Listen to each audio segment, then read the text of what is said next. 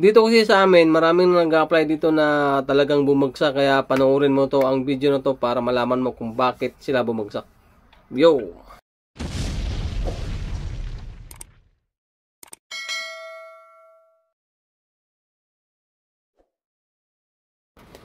So yun guys, magandang umaga sa inyo lahat. Dito tayo ngayon sa Balintawak, Meralco. Meralco, Balintawak. Dito tayo nag-aantay. Dapat nga umuwi na ako ngayon kaso talagang malakas ang ulan, mahirap na makipagsapalaran sa labas. Saka isa pa yung motor natin, iniingatan din natin dahil FI siya, medyo maselan, hindi siya pwede pang baha. Mamaya meron tayong madaan ng baha na hindi natin inasahan dahil nga yan, sobrang lakas ng ulan. Kaya naisip ko na dito muna mag-aantay. Kanina pa kasi ako dito eh. Naisip ko lang na maggawa ng video, mag-vlog. So, i-share ko lang kung paano mag-drive bilang baguhan ng bus. Pero bago ang lahat, isa-shoutout muna natin ng mga tropa natin. Tropang GTS. Ingat-ingat tayong lahat. GTS, Gold Ridge Transport Service, yan ang meaning ng GTS. So, mga ano natin, mga dating katropa natin dun sa, hanggang ngayon tropa pa rin naman natin sila eh, mga Pogo drivers dyan sa Pasay. Ingat-ingat kayong lahat. Yun nga, nabalitaan ko na ang Pogo medyo pinag-iinitan talaga ngayon. So, pray lang na magtuloy-tuloy pa rin yung hanap buhay natin. So, ayun, i-share ko lang naman kung paano mag-drive ng bus bilang baguhan or mag-apply. Kung wala ka pa experience, sigurado lalakasan mo lang yung loob mo dahil itong bus, malaki talaga to, mahaba. Siguro mga 12 to 13 meters ang bus. Hindi ako sigurado. Kaya yan, daming lamok talaga dito sa bus ko, tagulan na kasi. So, i-share ko lang dahil marami rin katulad ko na mga baguhan at saka sa mga gustong mag-drive ng bus.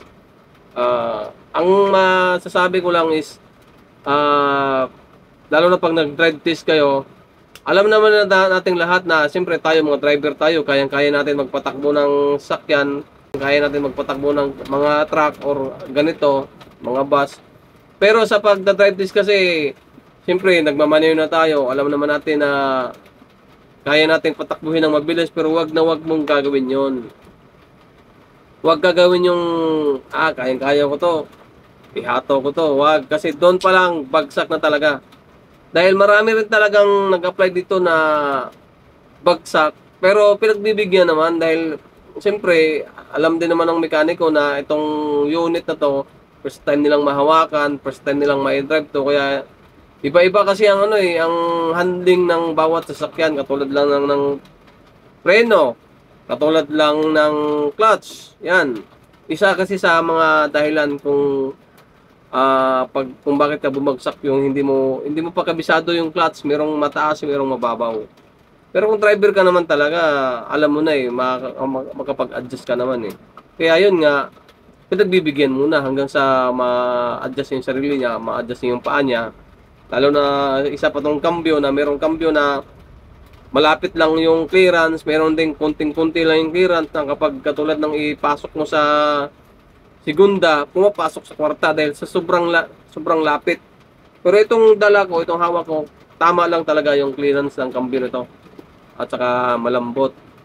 Meron din kasing cambio na matitigas, katulad ng mga Daiwo, yan, medyo matigas yan ng mga cambio niyan. Kailangan mo lang hanapin yung butas para maipasok ko dun sa kung saan mo dapat ilagay na cambio.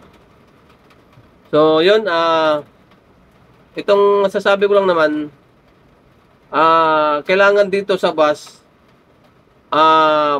yun nga, yung malakas yung pandinig mo dahil yung makina na dun sa dulo, hindi mo halos marinig yung ugong lang ng vibrate ng bus ang marinig mo na kapag medyo ma-vibrate na, malakas na yung ugong, mag-change gear ka na kasi meron sa ibang bus din namin sira yung hindi gumagana yung RPM, pero gumagana yung mga mga speed meter. Dito sa akin kumpleto naman lahat, gumagana naman lahat.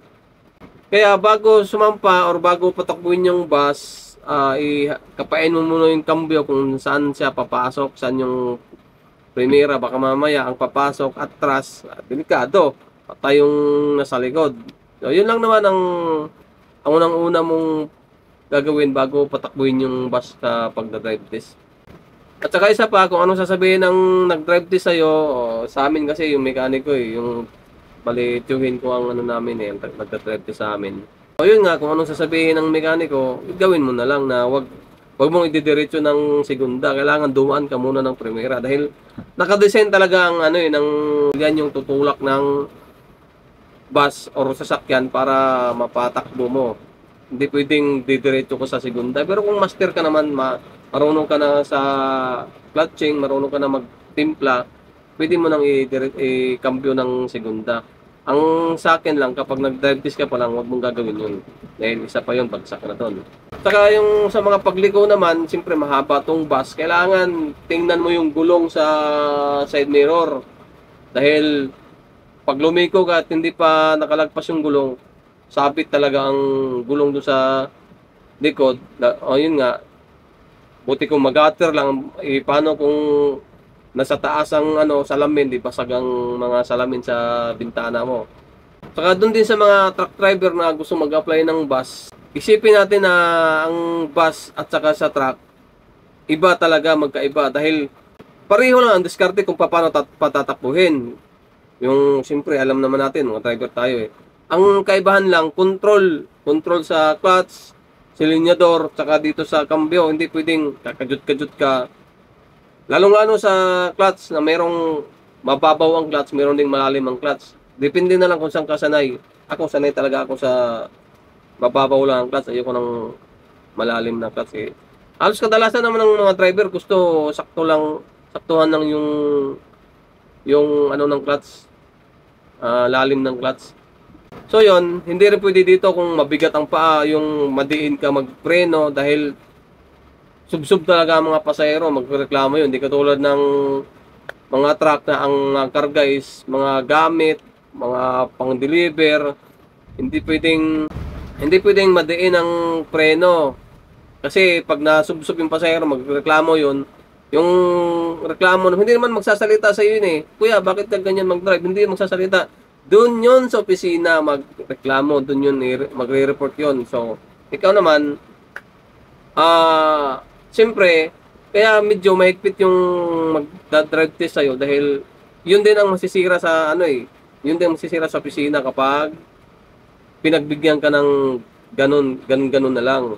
Next naman tayo, sa pagdadrive naman ng bus, ako kasi baguhan na ako kailangan ko talagang kung may ginagawa dun sa garahe, tinitingnan ko talaga kung paano. Kasi nga, nakukuha ko rin naman, minsan nag-adjust na rin ako ng preno nito na kung paano ang diskarte na mag-isa ka lang. Kasi kailangan kasi pag nag-adjust ng preno ng bus, lalo na sa mga sakyang dihangin, kailangan dalawa kayo dahil may aapak dito sa preno. Yung isa, yun ang mag-a-adjust dun sa adjustan sa ilalim. So, alam ko na rin naman kung paano.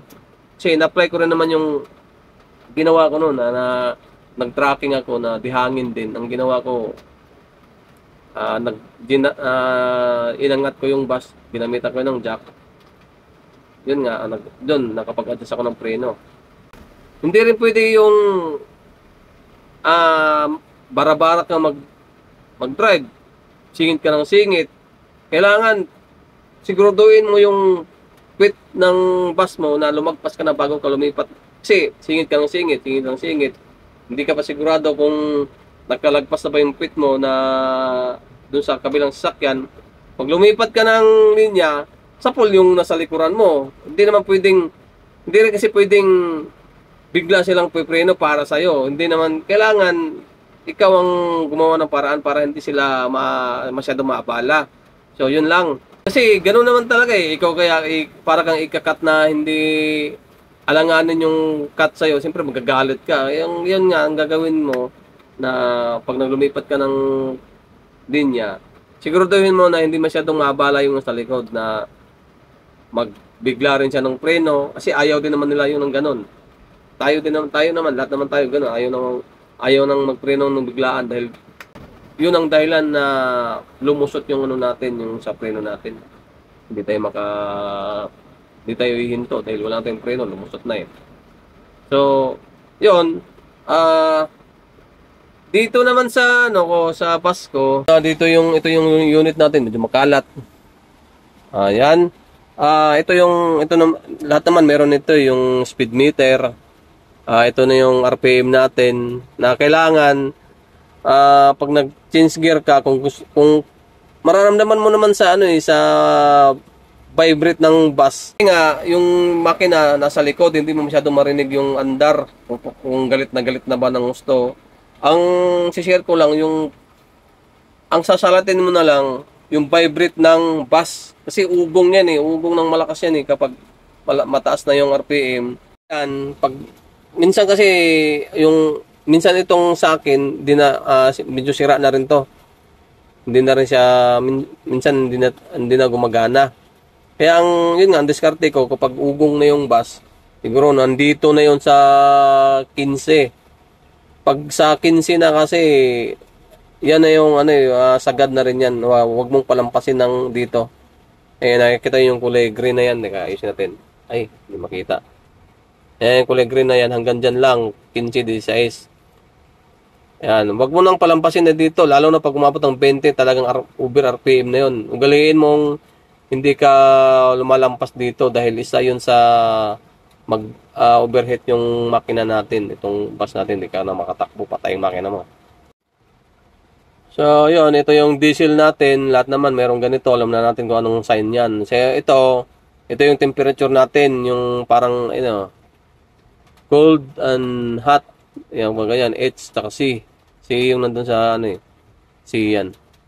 So, ito yung battery. Yan, positive tsaka negative. Ito yung oil pump. Na kailangan gumagana to.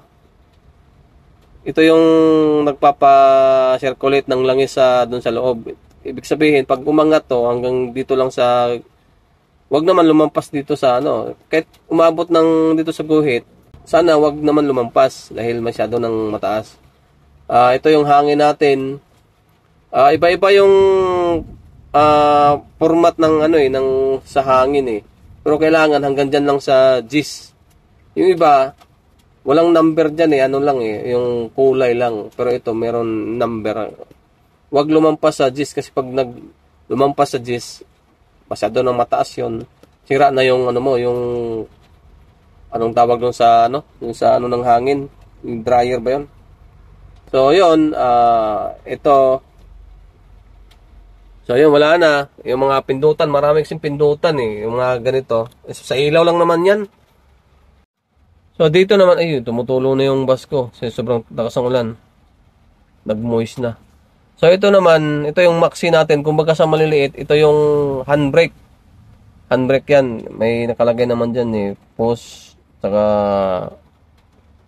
ito, post to release. Pull to apply. Yan hindi lang siguro mabasa. Ayun kung nabasa nyo. So ito yung ito yung relay. Ito yung relay natin. Kapag kailangan pa kasi pag nag-andar, kailangan naka-on din siya. Naka-on siya kapag andar para tuloy-tuloy yung yung pasok ng kuryente dun sa battery. Pero pag patay naman ang makina, kailangan naka-off to kasi pag hindi to naka-off, kahit patay ang makina, kumakain pa rin siya ng kuryente. Kailangan bantayan nyo yan. Ako, muntik na ako dyan. Minsan nakakalimutan ko na nga. Pero nung time na nakalimutan ko, dito pa lang ako sa bus nun. Pag mong iiwanan ng bus na ito naka-on kasi pagbalik mo dito sa bus, wala nang kuryente, di na maka-start yung bus mo. So, yun, ito yung loob natin ng bus. Medyo madilim. So, yun, ito rin naman yung signal light. Lahat naman meron dyan, driver tayo. Pero dito lang magkaiba. Ito. Dito ang bus namin, pa lang to ang gamit nito, ang meron nito, yung exhaust pa lang. Yung exhaust brake. Ayan. Kung paano gamitin to, kaya pag nakaganyan pa siya, naka-on siya, pero wag mong ibababad ng matagal dahil pag nasobrahang tagal to, kailangan ibabalik mo siya ng ganon. Siguro mga 10 to 15 seconds. Kasi pag nakababad ang niyan ganyan, yun nga, yung hangin na pinipigil nito dun sa tambotso, maghahanap yun ng maghahanap niyo ng malalabasan. Siyempre, pressure yan eh. Pwedeng pumasok dun sa makina, kung saan-saan, maghahanap yun ng malalabasan yung hangin. Kaya kailangan mo ibalik muna. Kahit, tapos on na naman ulit. Ito yung exhaust brake. Yung bus kasi natin, medyo luma na talaga eh. Talagang old model. Euro to parang yata to eh. Ngayon, meron yung Euro 6 eh. Sa mga bago kasi ngayon, tilma na eh.